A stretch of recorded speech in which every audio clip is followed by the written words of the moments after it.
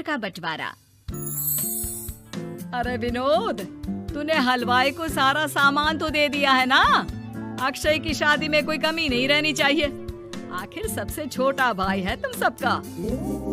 हाँ माँ, आप चिंता मत करो, मैं पूरा ध्यान रखूंगा।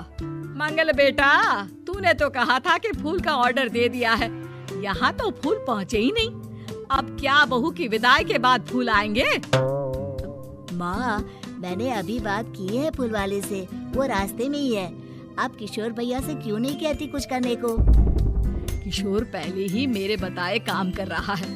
पास के सभी रिश्तेदारों और मोहल्ले वालों को कार्ड वही तो देकर आया था।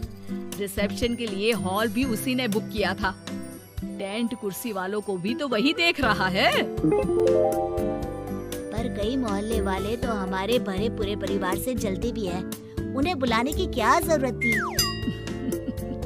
बेटा, शादी ब्याह में तो बुलाना ही पड़ता है, नहीं तो लोग क्या कहेंगे। दादी दादी देखो ना, हलवाई अंकल हमें लड्डू नहीं दे रहे, आप इनको डांटो ना। अरे चैन सुख दे देना बच्चों को लड्डू, क्यों तंग कर रहा है इन्हें? बीबी जी, मैं कहाँ मना कर रहा हूँ, लेकिन लड्डू बनते ही ये बच्चे उठा उठा कर खा लेते हैं। अरे मैं तो इन्हें थाल में रख के परोस भी नहीं पा रहा। भागो, अब कोल्ड ड्रिंक पीने चलते हैं। भागो भागो, अब कोल्ड ड्रिंक पीने चलते हैं। जैसे कि आप देख रहे हैं, आज इस घर के सबसे छोटे बेटे अक्षय की शादी है। घर में बहुत चहल पहल है। कुलभूषण की बीवी कमला को फुर्सत ही नहीं है कामों से, लेकिन कुलभूषण और घर के बाकी लोग कहाँ हैं? आइए देखते हैं। अजी, आप यहाँ आराम से बैठकर गाने सुन रहे हो और घर में अभी तक इतने काम बचे हैं करने को। अरे भाई, मेरे सबसे छोटे बेटे की शादी है, इसके बाद तो मैं अब चिंता मुक्त हो ही जाऊंगा। और फिर घर में तुम हो, बेटे बहुएं हैं, तुम लोगों के होते हुए मैं क्यों काम करूं?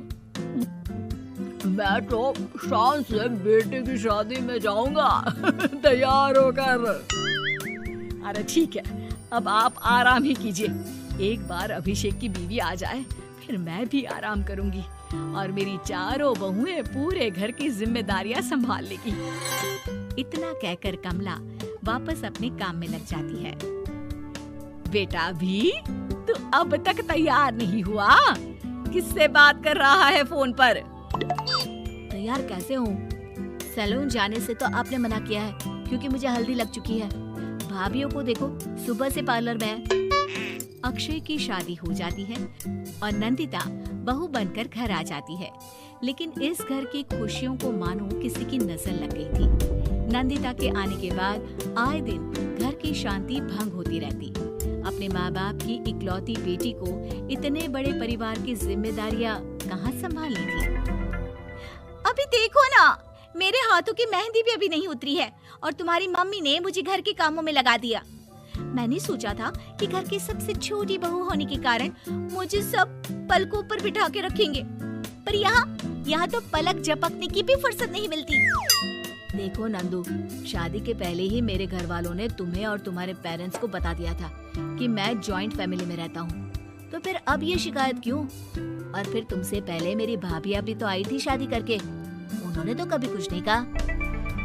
नंदिता तब तो चुप हो जाती है, लेकिन ऐसा बहुत दिनों तक नहीं चलता।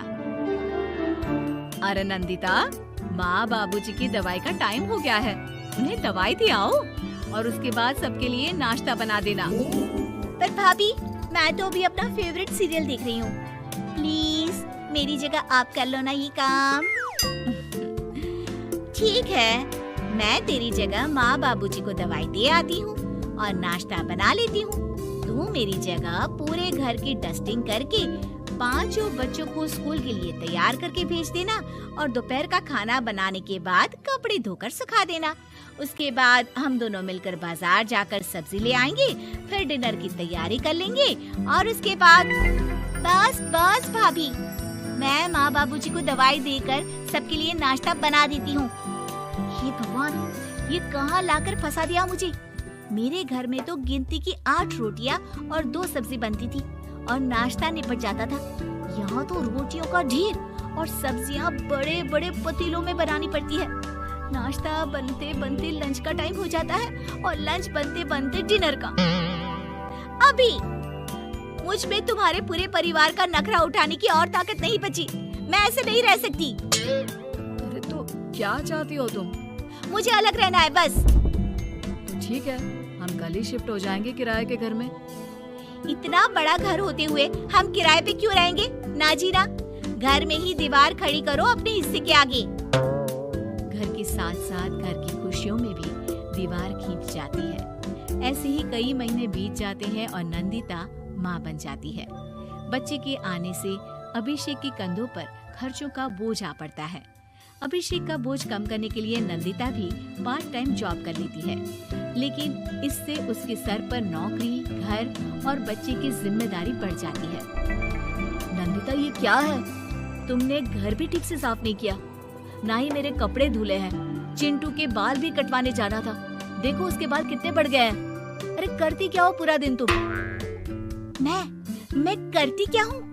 तुम्हारा नाश्ता और लंच बनाने के बाद चिंटू को डे केयर सेंटर पर छोड़ कर आती हूँ, फिर खुद ऑफिस जाती हूँ।